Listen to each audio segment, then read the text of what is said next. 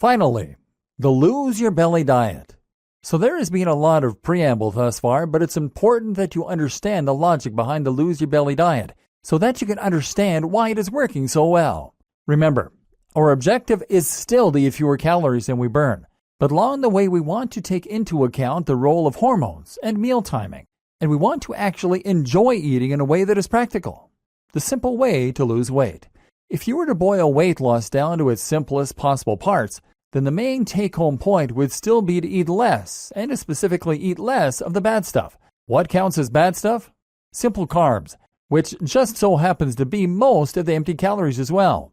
In other words, if you eliminated processed foods like sausage rolls and pork scratchings, along with all the sweets and treats like crisps, chips, chocolate, cake, and candy, then you would be able to enjoy a diet with far fewer calories immediately, and you would at the same time not be losing anything important from your food intake. This is not rocket science, it's pretty straightforward. While you're at it, make sure you get rid of any excess of sauces. So that means squirting large amounts of mayonnaise onto your food, and certainly sugary drinks. Did you know that a glass of Coke has as much sugar as eating 2 Cadbury's cream eggs? So remove the bad stuff, and where possible, just replace it with a vegetable like a carrot or a fruit like a banana. In fact, make a conscious effort to make sure that you are getting more nutrients. That guideline about fruits and vegetables, follow it. This doesn't have to be complicated or a slow process. It can be as simple as ordering a smoothie from Starbucks in the morning instead of a cappuccino, which is also filled with sugar, FYI. Even if it just means taking a vitamin tablet, this is one of the most important points I want to ram home. Once you start getting more nutrients in your diet, you will start to feel more energetic, more lively, and much more positive. We're in a vicious cycle right now, where stress in a modern diet has made it increasingly difficult to get out of a rut and take back control. You can't force your way out of this kind of lifestyle with sheer force. You need a quick and easy win. Getting more nutrients is that win. Trust me, you start getting more vitamin C in your diet and you'll regain that spring in your step that will then help to motivate you toward all the other things you need to do. Simple tracking. This has immediately improved your health so that you feel more energetic and will be consuming fewer calories.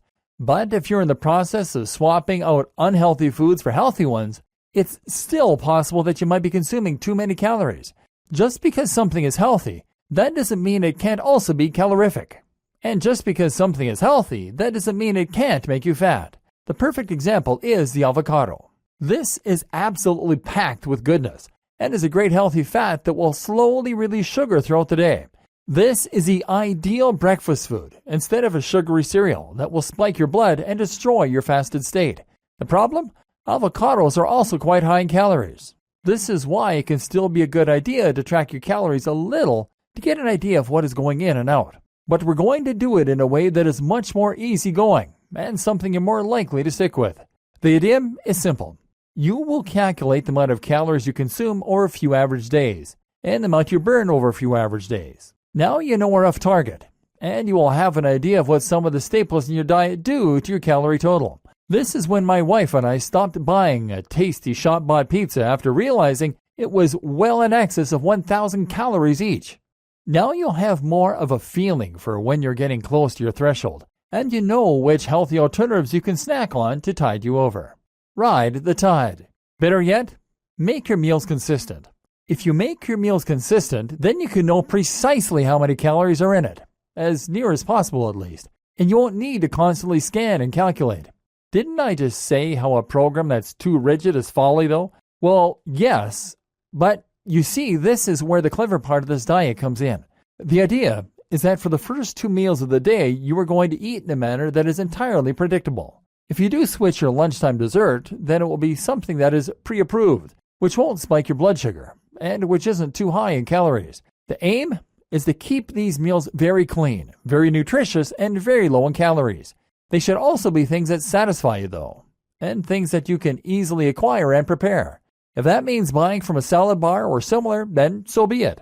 This might seem miserable, eating the same 2 meals every single day, but actually it is the precise opposite. The purpose of these 2 meals, you see, is to allow you to eat whatever you want in the evenings. If you know that you have only consumed 500 to 700 calories by dinner, then that means that you can go all out without worrying much at all and still remain under your target. Most people do not view lunch and breakfast as social in the same way. These meals tend to be eaten quickly and viewed as something of an inconvenience. Breakfast, for many of us, is stuffed down on the way out of the kitchen in the morning, while lunch is often a similar lunchbox meal eaten alone. So why not just redesign your breakfast and lunch to make sure you aren't getting too many calories and to ensure you're filling up on important nutrients?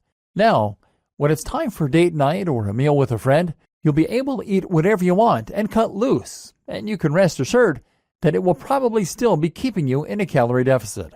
There are also good biological reasons to stick to this diet and to keep it orderly like this. Remember, first thing in the morning you are fasted.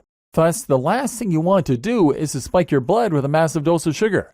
Instead, if you make your first meal a complex carbohydrate or healthy fat, then you're slowly providing enough energy to keep moving, but without triggering it being stored as fat. The same goes for lunch, and by avoiding a massive intake of sugary food, you'll also help to avoid creating that 4 p.m. slump that normally causes us to crash and become less productive after we've eaten. You're staying catabolic, and you're staying focused at the point in the day when you're focused and driven anyway. And then, at the point when you're getting home feeling shattered and just wanting to chill out with good food, you can. Now, some health experts will recommend that you fast the other way around and avoid eating a large meal before bed, which can have negative impacts on your sleep. Actually, though, as long as you leave enough time before bed after your last meal, this shouldn't be an issue. What's more is that there are some experts who now believe that we've evolved to eat sweet things before bed, which might even be what triggered the entire notion of dessert. The idea is that it makes sense to stock up on sugar before bed when we'll be fasted and to trigger the release of serotonin and melatonin to put us in a deep, restful state. So try this diet. Work out your target and then remove all the unhealthy foods, adding back the good ones to your first 2 meals. Get to the point where you're now full of nutrients and very far from your calorie target by evening, and then allow yourself to eat normally. Don't go crazy, of course, but just allow yourself to eat as you normally would. You're no longer fighting the natural cycles of your body and your hormones. You're riding the wave. What's more is that you're essentially training your insulin response and encouraging your hormones to work for you. And on top of all that, you're maintaining a calorie deficit without having to do any calculating. If you can stick to this, then you should start to find your belly fat starts to slip away. But don't go away just yet, because in the next video, we'll look at how you can make this easier on yourself and how you can enhance the look of that stomach and your overall appearance.